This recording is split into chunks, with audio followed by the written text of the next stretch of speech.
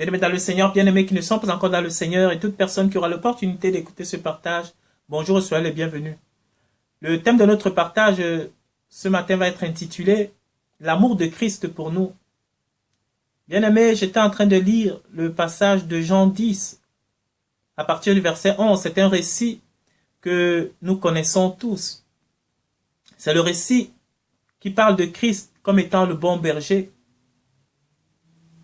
et du mercenaire aussi qui est à côté, bien-aimé dans le Seigneur. Et dans ce récit, je me suis rendu compte, bien-aimé, de la profondeur, de l'amour de notre Messie Yeshua envers nous. J'ai pu aussi me rendre compte du jusqu'au boutisme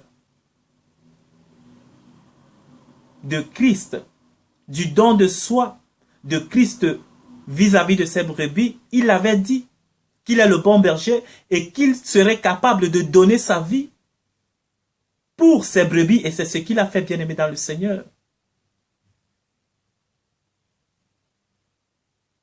Et ici, il nous a également relaté dans ce récit qu'il y a un mercenaire qui, lui, n'adopte pas le même comportement, la même attitude que Christ vis-à-vis des brebis. Mais le mercenaire, ce qui le caractérise, c'est qu'il fait croire aux brebis qu'il est aussi un bon berger bien-aimé dans le Seigneur. Donc, on voit en confrontation ici deux personnes, deux maîtres, mais il n'y en a qu'un que la Bible appelle le bon. Et donc, nous allons lire, bien-aimé dans le Seigneur. C'est dans Jean 10, à partir du verset 11.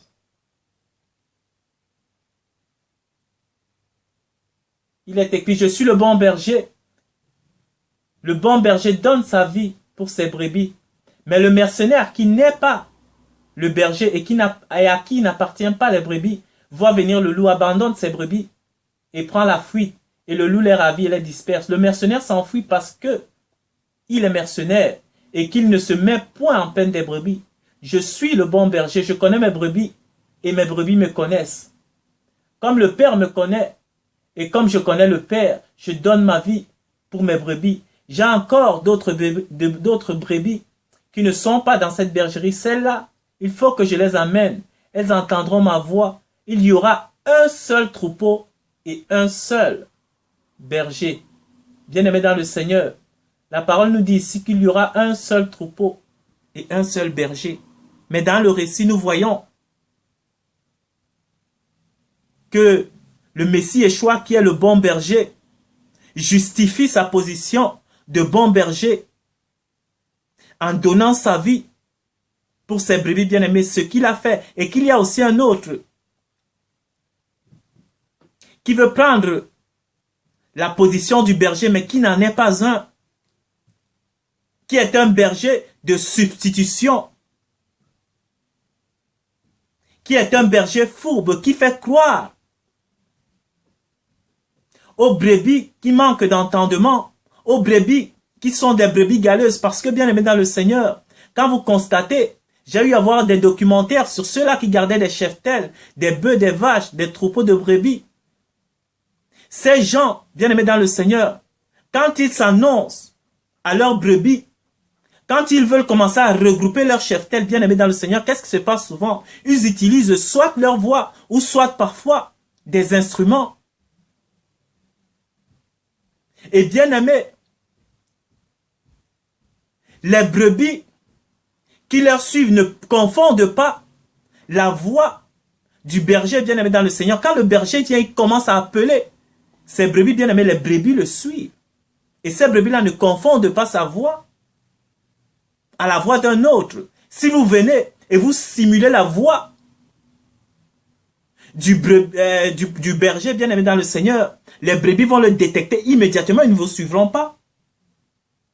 Ils ne suivront que soit la voix de leur maître, soit le son de l'instrument que leur maître utilise d'habitude pour qu'ils puissent le suivre. Ils ne suivront pas le son d'un autre instrument qui n'est pas l'instrument de leur berger bien aimé dans le Seigneur. Et donc, Ces brebis-là, on peut les caractériser de brebis sages, bien-aimés dans le Seigneur, puisqu'ils savent reconnaître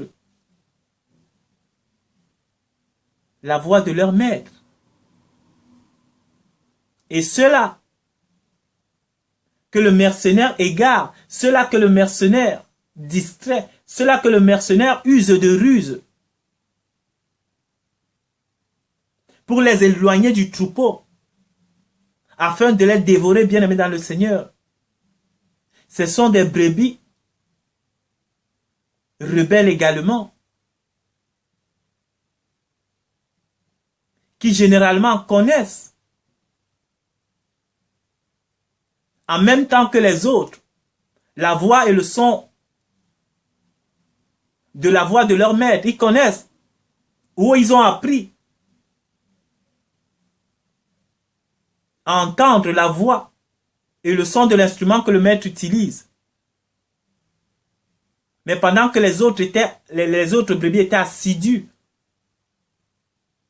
à l'écoute de l'enseignement de cette voix, ils étaient distraits. C'est eux que le mercenaire arrive à piéger. Mais les véritables brebis, bien-aimés dans le Seigneur, ne peuvent pas être piégés, car ils connaissent la voix véritable de leur berger et le son de l'instrument qu'il utilise pour les appeler au rassemblement, bien-aimés dans le Seigneur. Et ici donc, quand on fait une corrélation avec la situation des hommes aujourd'hui sur la terre, bien-aimés, il y en a un qui vient aussi avec l'étiquette de bon berger. Quand il vient sous sa couverture, ben, il fait croire aux hommes que non, c'est lui qui est bon. Il veut votre bonheur, il veut votre réussite, votre succès, votre joie. Il veut vous donner ce qu'est la vie véritable même.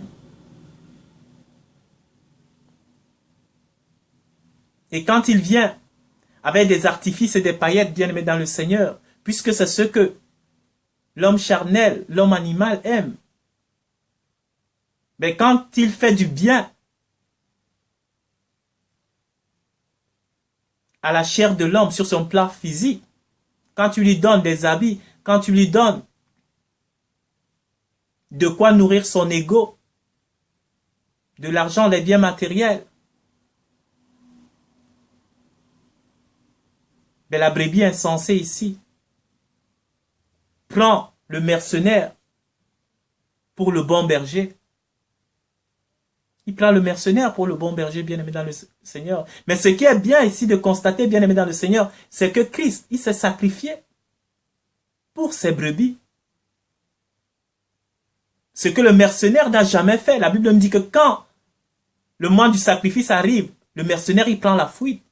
Et même dans ceux-là qui marchent avec l'impie, bien-aimé dans le Seigneur, quand ils signent un contrat avec lui, quand ils se mettent avec lui, c'est eux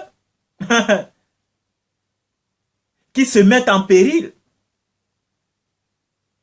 C'est eux qui mettent leur vie en péril. Et quand maintenant, l'impie, l'ennemi, a fini de les utiliser, s'il voit qu'ils ne sont plus utiles pour son œuvre, ben il se sépare d'eux, il choisit quelqu'un d'autre, il continue le chemin.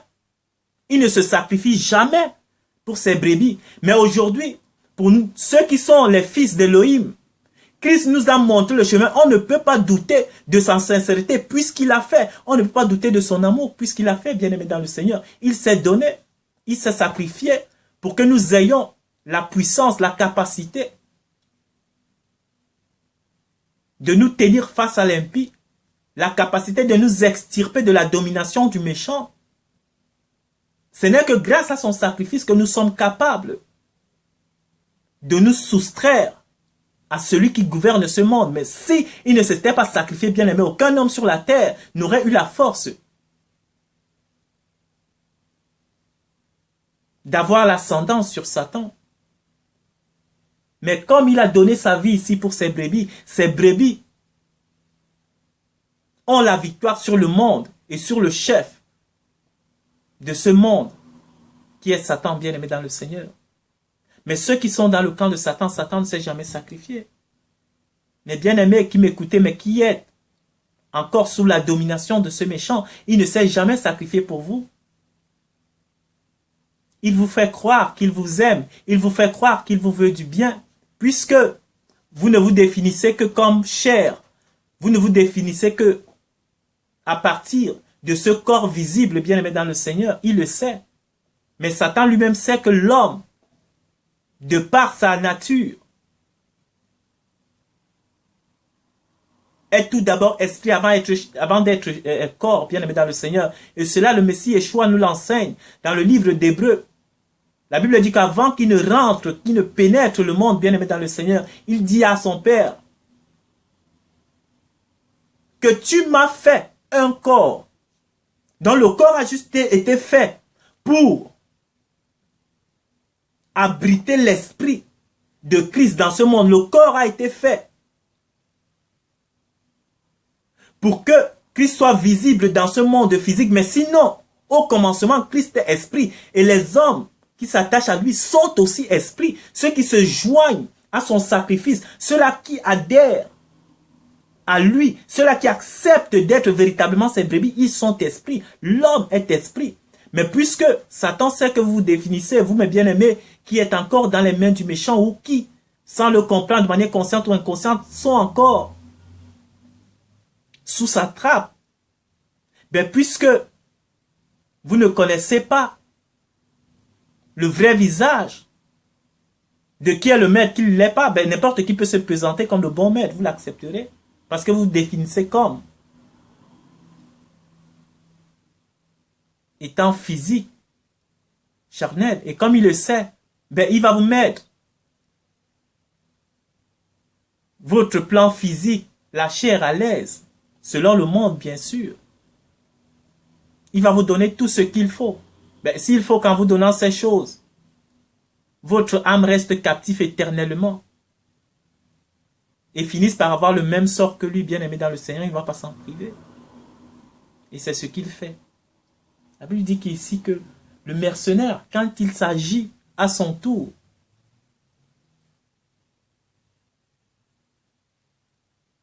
du sacrifice, ben, il prend la fuite. Il ne s'est jamais sacrifié pour qui que ce soit, bien-aimé dans le Seigneur. Il s'est sacrifié pour lui-même.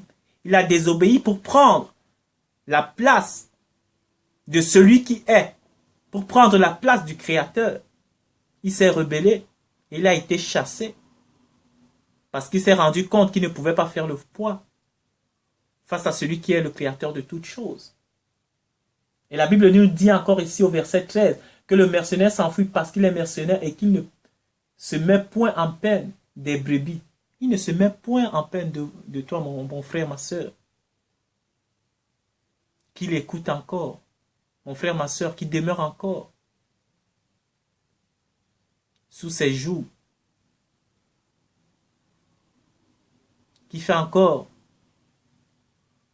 des compromis avec lui. Qui a encore des accointances avec lui. Parce qu'il t'offre des miettes. Qu'est-ce qu'il t'offre?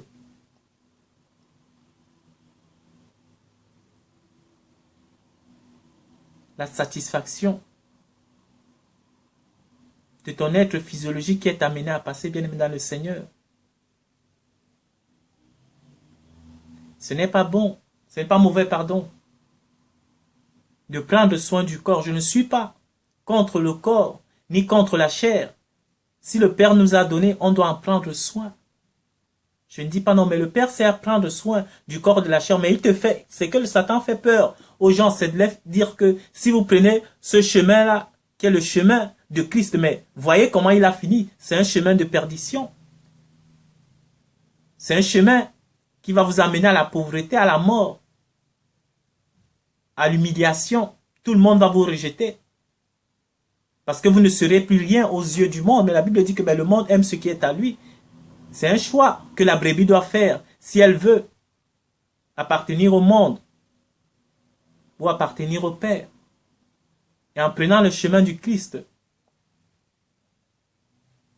donc en ne se considérant plus comme corps, bien-aimé, tout ce qui va t'arriver sur le plan physique, tu le remettras entre les mains de ton Père, il gérera la situation. Et les souffrances du temps présent ne seront même plus rien comparées à la gloire qui est dans le Messie Yeshua. Mais il faut déjà être dans les mains du bon berger pour comprendre ces choses. Mais quand on est dans les mains à la merci du méchant, ben il te fait croire que c'est un chemin de dénuement total. Un chemin qui ne vaut pas la peine d'être suivi. Donc, bien aimé dans le Seigneur, c'est ça. Le mercenaire, il n'a point de peine pour les brebis. La chose qui est importante pour moi ici à retenir, c'est que le Père, Christ, pardon, s'est sacrifié pour nous. Et que Satan ne l'a jamais fait. Déjà, la barre est fixée là. Si on avait besoin d'une seule preuve, d'une seule motivation pour nous faire franchir le pas, il est là, bien aimé dans le Seigneur. La motivation est là. Le bon berger se sacrifie pour ses brebis et le mercenaire prend la fuite. Et la Bible dit encore ici que je connais mes brebis, elles me connaissent. Comme le Père me connaît et comme je connais le Père, je donne ma vie pour mes brebis. J'ai encore d'autres brebis qui ne sont pas encore dans cette bergerie, dont Christ. Le Père, Elohim, qui agissait au travers de Christ, est donc disposé aujourd'hui à ce que les brebis qui ne sont pas encore dans la bergerie soient ramenées dans la bergerie, mais c'est au travers des brebis qui auront déjà écouté la voix du bon berger que le Père veut ramener tout un grand troupeau qui est encore dans les mains du mercenaire ou que le mercenaire a ravi.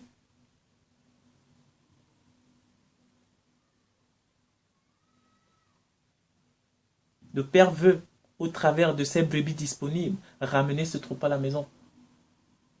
J'ai encore d'autres brebis qui ne sont pas de cette bergerie. Celles-là, il faut que je les amène. Elles entendront ma voix et il y aura un seul troupeau et un seul berger. Il n'y a qu'un seul berger bien-aimé dans le Seigneur. Et c'est celui que la Bible appelle le bon, qui ne fuit pas devant le loup, qui offre son corps, sa vie, pour sauver ses brebis. Donc c'est cet amour véritablement profond et manifeste que Christ a montré à notre égard, bien-aimés dans le Seigneur. N'ayons donc pas peur aussi de nous engager dans cette voie, peu importe ce que ça peut nous coûter, bien-aimés dans le Seigneur. Si un ami, si on prend sur le plan physique, quelqu'un que tu aimes, ben donne sa vie pour toi, il prend une balle pour toi, il décède, il meurt. Bien-aimé, sa famille qui reste. On n'aura même pas besoin de te mettre la pression pour prendre soin d'eux. Parce que tu te dis que si cet homme avait été là, il aurait pris soin de sa femme et de ses enfants. Mais puisqu'il n'est plus là, c'est à toi aujourd'hui de prendre soin de ceux qu'il a laissés. C'est la même manière aujourd'hui, Christ est parti, s'étant sacrifié pour vous et moi. Mais c'est à nous aujourd'hui, on ne doit même pas nous mettre la pression pour marcher dans le chemin étroit et resserré qui mène à la vie éternelle. On ne doit même pas nous mettre la pression pour désirer, comme des enfants nouveau, le lait venant de Dieu, pour désirer véritablement entrer dans les profondeurs du cœur du Père, pour pouvoir en sortir de là et venir délivrer les fils d'Élohim qui sont encore dans les ténèbres, qui sont encore dans les mains du mercenaire et du loup. On ne devrait même pas nous mettre la pression pour ça, bien aimé dans le Seigneur. Donc voilà, je m'arrête là. C'était vraiment un passage qui m'a vraiment fort touché. Parce que ça m'a rendu véritablement manifeste le fait que Christ n'est pas resté dans les mots. Il a dit qu'il donnerait sa vie pour ses brebis. Il a véritablement donné sa vie. Ce que le méchant, l'impie, Le loup et le mercenaire ici n'ont pas fait. Donc voilà, merci d'avoir pris de votre temps pour écouter ce partage et à la prochaine.